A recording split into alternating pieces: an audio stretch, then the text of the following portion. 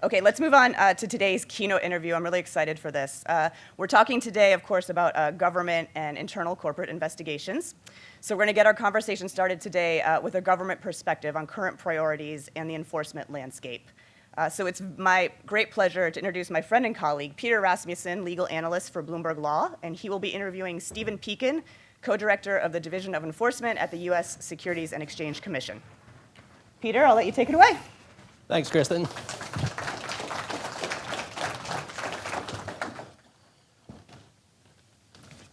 Well, Steve, it's a great pleasure to have you here today. Thank you so much for joining us. Thanks for having me. And I know these are busy times at the Commission and in the division where you just wrapped up the fiscal year. And just wanted to, I know you haven't had a chance to crunch the numbers yet, but I saw that you did have a busy couple of days at the end of the fourth quarter. And I was wondering if you could just kind of give us a first look at how you think the numbers are going to break out and what kind of a year it was for the division. Sure. So I have to start with the disclaimer that the statements that I make today are my own and don't necessarily represent the views of the Commission or its staff. Look, we're still compiling the numbers, and I think at a broad level, sort of our activity level this fiscal year will sort of be in line with what it's been over the last few fiscal years. I mean, I guess I would say it's kind of an odd way to look at the performance of a government enforcement agency to count up the number of cases that are filed or stack up the amount of monetary sanctions. We don't operate on a ticket writing quota system at the Commission. We recommend cases to the Commission when they're ready to be brought. And there is, a degree of randomness as to when things come to completion. So, I think it's fair to look at, those metrics at some broad level to see, our overall activity levels, make sure we're actually coming to work and doing our job. But to say, you brought, X cases last year and X minus 10 cases this year as some measure of the vigorousness or effectiveness of our enforcement program is kind of, it's just sort of weird. And I think, looking at financial penalties and metrics, there's a lumpiness to those. So 95% of the total number of financial penalties, sanctions, disgorgement, et cetera, are usually attributable to about 5% of the cases that we bring. So a small number of cases drive that number, and there's a bit of a randomness as to when those cases will fall. So if you select kind of a random period, a fiscal year or a 6-month period or something, and say, what's happening, are you doing your job? I think there's a randomness to it. And I think if you focus too much on those metrics, I think you can actually incentivize and drive the wrong behaviors from enforcement folks. If there's sort of a slavish devotion to how many cases did any agency bring, what I think happens is you sort of incentivize people to bring a lot of little cases rather than perhaps focusing on things that are most effective. I was interested in the lasting effect of some Supreme Court decisions that the division has been involved in. We've had more business before the Supreme Court as an agency than we prefer, I think. And I think that the court prefers. They've not been particularly adept in a lot of cases in dealing with securities law matters. But the first I wanted to bring up was the Lucia case that dealt with the administrative law judges, where the court found that these were inferior officers and had to be named in accordance with the appointments clause. And the commission reconfirmed the ALJs and then remanded the cases to new ALJs for a second look, and was just wondering, have you put the effects of Lucia behind you yet? So the short answer to that question is I think no, not entirely. After the Supreme Court declared the appointment of our administrative law judges unconstitutional, the commission reappointed or affirmed its previous appointment of those administrative law judges. And then we had a whole swath of administrative cases that had to be remanded and reheard. There were about 200 of them that came back for rehearing. We resolved many of them, and in some instances on terms that were more favorable to the defendants than we had achieved through the previous round of litigation because of the age of the case and et cetera. But some of those cases are still being litigated, relitigated administratively, and that's been a big resource, commitment from our trial lawyers to, handle all those cases. So there's that, and then I think the second piece of it is one legal question that remains is whether the removal process for our administrative law judges comports with the appointments clause of the Constitution. And the Solicitor General in the Lucia case asked the Supreme Court to resolve that question, and the court didn't. So that issue remains out there, and we're seeing that challenge being raised, sort of episodically. So I think what you'll see is more litigation about the constitutionality of our administrative law judges. And I think we've continued to use, even before Lucia, we've really been pretty sparing in the use of our administrative forum. In almost all cases, we can choose whether to proceed in federal court or administratively. And while the Lucia case was pending, we really, I think, ratcheted back what had been a previous more expansive use of the administrative forum. And so I think if you look at what we've been doing over the last years and will continue to do is use the administrative forum in litigated cases, really only where the primary claims or the primary relief that we're seeking are only available administratively, because by statute there's some things that we can only get and some claims that we can only bring in an administrative forum. So for example, barring an attorney or accountant from appearing and practicing before the commission, that's an administrative remedy. So I don't expect you're going to see us bringing insider trading cases or financial statement fraud cases in administrative forums when they're litigated. And next on the list is everyone's favorite, the Kokesh decision. Well, not really our favorite, but where the court held that disgorgement served as a penalty and was subject to the 5-year statute of limitations, which really curtails the time that the commission has to act on a large number of cases. And was wondering if you could just discuss how the division has dealt with the Kokesh ruling. So Kokesh has had a significant impact on our enforcement program. And in the Kokesh decision, the court held that for statute of limitations purposes, disgorgement had to be deemed a penalty rather than an equitable remedy. And the result is that when we bring a case and seek disgorgement, which is one of the primary remedies that we seek in our enforcement actions, we can only go back 5 years from the date of filing. And so you say to yourself, well, 5 years seems like a really long time, right? I mean, you should be able to put a case together in 5 years. I agree with that. But there are some cases that involve long-running frauds where we don't even come to learn about the matter until years have passed. And the Kokesh case itself is a really good example of that. Kokesh was an investment advisor who stole $35 million from his clients, and that occurred over, I think, more than 10-year period. And the effect of the Kokesh decision was Kokesh got to keep $30 million of those stolen funds because by the time we came on the scene, much of that conduct had already expired. So for a while, we were keeping track of sort of what is the effect of how much money had we left on the table. And I think in about 2018, we'd calculated about $900 million in litigated cases, filed and cases. And that number's grown to over $1 billion. I'm not sure it even makes sense to keep track anymore because all new cases have this sort of Kokesh tail. So what are we doing about that? I mean, I think there's sort of three things. One, we're trying to act more swiftly. We have to move fast, and we've done a lot of things in the division to try to shorten and telescope the time that our investigations take.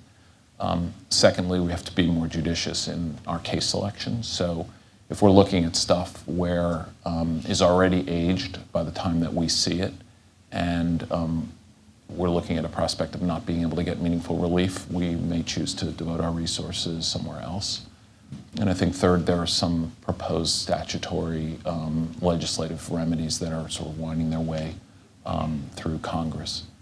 We're also seeing a lot of efforts by litigants to extend the Kokesh decision. So We've seen claims that that the commission lacks the authority to get disgorgement entirely. The dreaded footnote 3. Yeah, right. We've seen arguments that other forms of relief, like injunctions, are also subject to a 5-year statute of limitations. And I think in the large measure, we've been able to successfully prevail against those challenges. We got a favorable decision in the Third Circuit last week on the question of whether injunctions are a penalty for statute of limitations purposes. But I think we'll continue to see those challenges as we go forward. And the last one was a good win for the division, the Lorenzo case. Right. So it was nice to actually win a case in the Supreme Court. Lorenzo was a case that questioned sort of who can be held liable for a false statement. And previously, the Supreme Court had held that under prong B of 10b-5, which is the statement provision, that only the maker of those statements could be held liable. So the person who's ultimately responsible for the statement is the only one who could be held liable under that provision of 10b. And some circuit courts had held that under the other provisions of Rule 10b-5, which address schemes to defraud and courses of conduct that act as, or operate as schemes to defraud, that those provisions don't reach people who aren't the primary makers of the statements, so people who disseminate false statements or assist in their preparation. And in Lorenzo, the Supreme Court disagreed with those decisions and held that those other provisions of 10b-5 reach sort of non-makers of statements. So what does that mean for practical purposes? So if you can imagine in a false statement case, a fraud involving false statements, there are lots of people who might be tangentially or otherwise involved in helping to create this statement or in distributing the statement. And what the Supreme Court's decision in Lorenzo says is those people are all swept in potentially to the reach of 10b-5. So that's our most important statutory tool, and many of our cases involve false statements, and so it brings within the ambit of the statute a broader class of people than some courts of appeals had previously held. When I first read the case, I thought it was a rather shocking course of conduct. And I thought that if Lorenzo isn't liable for securities fraud, then who is? Right. I mean, the case involves someone who, with scienter, meaning with a reckless or state or intentional state of mind, distributed a false statement that that person knew was false, even though that person hadn't written it. And at some level, it seems sort of, for lack of a better word, it seems kind of crazy that that person's not liable under the federal securities laws just because they're not the person who ultimately crafted the statement. We have a room full of corporate counsel with us this morning, and even though none of our guests would ever have need for this information, I'm sure that some of their friends would. Right. And what should their friends do when they first engage with your office in terms of investigations, cooperation, and if you could talk a little bit about the idea of penalties for corporate respondents? So look, I mean, the decision about how to respond to an SEC investigation, there's a wide range of permissible responses. So you can't just ignore us. If we'd issue subpoenas, those are, you don't have an option whether to participate or not. But the decision about whether to cooperate or not, rests in the subject of the investigation. One of the things we've tried to do, we've long had a cooperation program at the SEC, and one of the things I think we've tried to do is try to message, more directly what the benefits of cooperation are. So, what is cooperation? So, producing the documents that are responsive to a subpoena, that's not cooperation, that's compliance, and that's the bare minimum legal requirement. But I think we've got a lot of public guidance about what it means to cooperate with an SEC investigation. And I think they're the kind of things that you would think would constitute cooperation, right? Are you coming in and sort of helping us to understand the facts, providing key documents to us, helping us understand what you've learned in your investigation, directing us to things that you've identified as potentially interested, bringing witnesses, who would be difficult for us to get, maybe they're overseas, making them available, et cetera, all those things. And obviously a critical part of getting cooperation credit is self-reporting. So what do you get for that? Well, if you look, I think just on Friday we filed a case against PPG, which is a paint manufacturer in Pittsburgh, that self-reported a really significant accounting fraud involving revenue and expense fraud over an extended period of time. They self-reported, they cooperated. We charged them with violating Section 10B, but imposed no penalty, or the commission imposed no penalty. And so I think that's a good example. We do more. In some instances, we'll decline entirely to bring a case under the appropriate circumstances. We've entered into non-prosecution agreements and deferred prosecution agreements and like. So there's a sort of broad range of potential benefits for cooperating with us. What about the notion of the corporate penalties? How does the division weigh those questions? Yeah, I think those are one of the most difficult things that we have to do in crafting our recommendations to our commission. We have a difference of policy opinion among our commissioners about corporate penalties. There are some, I think, on the commission who've publicly said that those penalties are borne by shareholders, and so it's an inappropriate way to punish a company unless you can demonstrate that they've benefited from a potential fraud. Others believe that corporate penalties serve an important deterrent effect. So even if you can't show that a corporation benefited from a particular fraud or unlawful conduct, a penalty is appropriate to deter them and others from engaging in the same conduct. I mean, I think in the enforcement division, what we do is, we go through an analysis when we're deciding what to recommend. The first question is a penalty warranted? And we think about the usual things you would expect us to think about. How severe was the conduct? Who was harmed? How pervasive was it? How high up in the corporation did it go? We look at what the corporation did in response to an investigation. Did they cooperate? Did they self-report? How did they conduct themselves in response to our investigation? We look at comparables. So we look at, what have we done in similar cases? And that's really, I think, probably the biggest lodestar. We look over the past few years and say, what are similar cases and how have we resolved those? We'll see whether the corporation benefited from a particular fraud, but that's not a limiting principle for us. And we put all that together, and then we'll come up with a recommendation to our commission. I think it's more art than it is science, but it's something that we spend a lot of time on. Something that you and Stephanie Peiken, your co-director, have to deal with that previous enforcement directors have not is how do you deal with digital assets? How prepared is the division to undertake enforcement and policing the market in the digital asset space?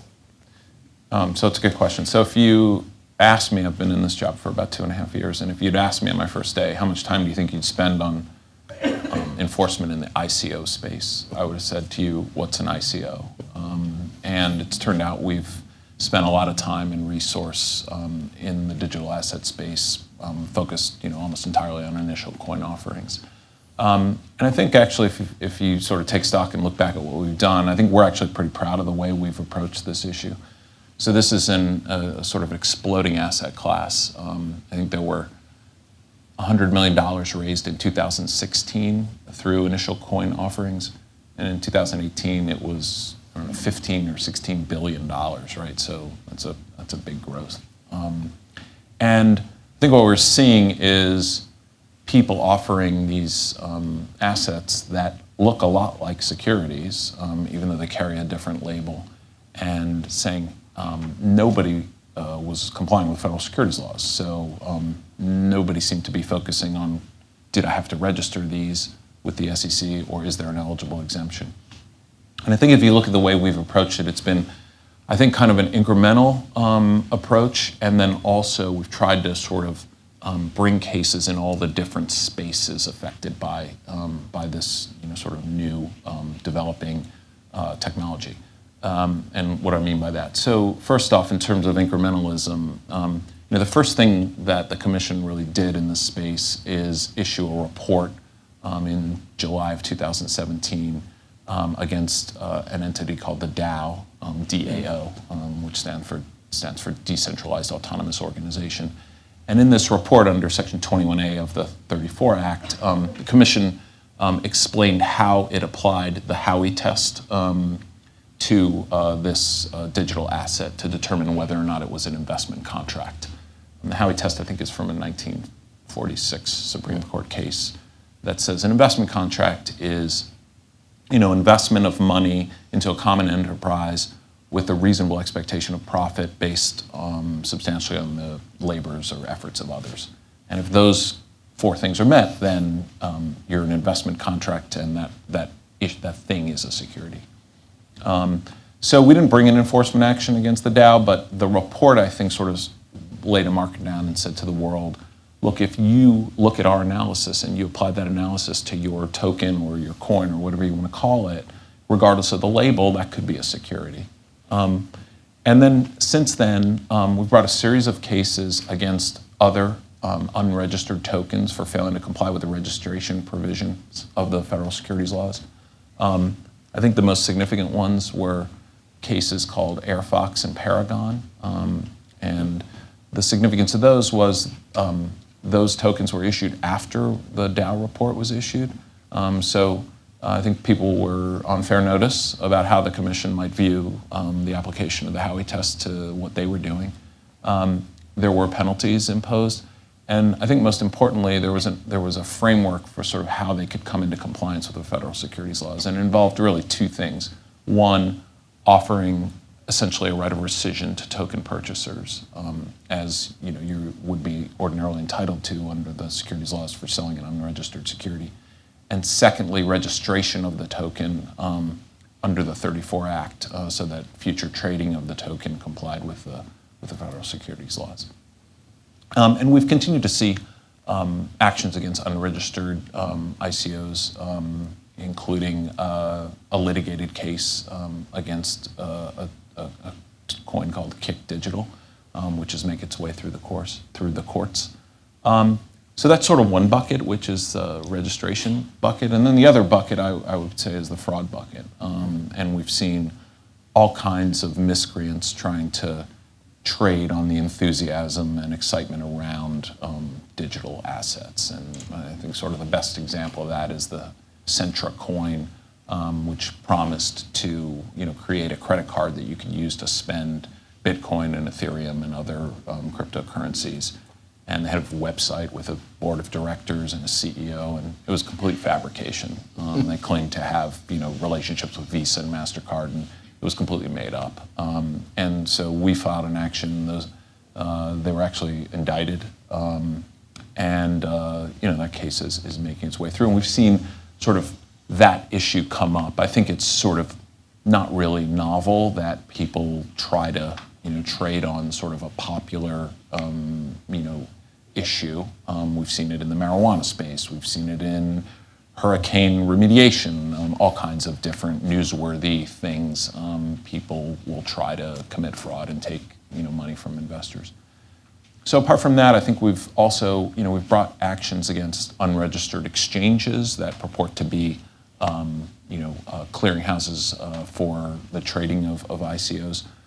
We brought a pair of kind of interesting actions against Floyd Mayweather and DJ Khaled for touting the Centra coin and other crypto assets without disclosing that they were being paid to tout which is a violation of Section 17B of the 34 Act. And they paid disgorgement and penalties, which I think sort of proves teaches the lesson that if you're going to take investment recommendations, that you should be wary when it's a boxer and a DJ who are making those investment recommendations. So we're glad that we could send that message, out to the investment community. I get all my financial advice from DJ. Yeah, exactly. The most interesting thing was that I found out that DJ Khaled's first name is Khaled. It's Khaled, which, who knew that? But anyway. I think Kristen has some questions. Yeah, okay, we've got some questions coming in. So, Steven, this first one says, there will always be CEOs whose public persona are outsized. They are accustomed to breaking the mold and being rewarded for it. And some may consider securities laws outdated to accommodate these outsized personalities. How is the Enforcement Division kind of managing this new era of the CEO persona? I have no idea what prompted that question. So, look, I think there's nothing illegal under the federal securities laws about having an outside personality or being a disruptor. But I think, if you want to be the CEO of a public company or to offer securities privately, there's no exception because you have an eccentric or excitable or interesting personality. And there is no innovator's exception to the federal securities laws. So if you look at sort of two cases that we've brought over the past, year or so, the two that come to mind are, the Theranos case and the case against Elon Musk and Tesla. The Theranos case, is really, I think, a standard kind of securities fraud case brought against, the developers of it was a private company that touted a technology that just didn't exist the way they described it. And there was a lot of excitement around Theranos and a lot of people around Theranos of repute and a lot of pretty sophisticated people investing a lot of money, but at base it's a garden variety fraud case. I think the Tesla Musk case is obviously a kind of unique case involving a person who was using Twitter as a means to convey information about a company. And Tesla itself made clear that Elon Musk's tweets were a method by which the company would communicate information to investors. And so again, if you're going to do that, you have to be accurate and you can't be misleading in what you disseminate to the public. Okay. Next question. Putting aside the specific number or types of cases your agency handles, how would you describe the culture of corporate integrity that you and your staff are encountering? Well, we only see the bad stuff, so I'm not sure that we're really in a great position to be sort of the arbiter of the zeitgeist of corporate America. Good answer. Okay. Thanks. Last one is a two-pronged question. What are your enforcement priorities for the new fiscal year, and how do those enforcement goals tie into Commissioner Clayton's goals to provide more market access to smaller investors so that they can share in the success of the securities markets? So great question. So look, I think I don't predict a whole lot of change in the next fiscal year. If you look at the way, sort of the Commission's enforcement authorities exercised over a period of time, it really doesn't vary that much from year to year. I mean, we have a very broad mandate, and we're always going to do a lot of the same kind of things. We're always going to do accounting fraud, always going to do insider trading, Ponzi schemes, offering frauds, Foreign Corrupt Practices Act. I mean, we can't wake up one day and say, we're not doing Ponzi schemes this year, right? I mean, we do them. And so, the Chairman Clayton has priorities that he's articulated, and we've tried to align the division's emphasis. One of the big things we've been focused on is sort of, retail investor protection. And I think if you look at a lot of what we've done, the Commission has obviously always been focused on protecting retail investors, but we've been trying to develop strategies to sort of leverage our resources to do that more effectively.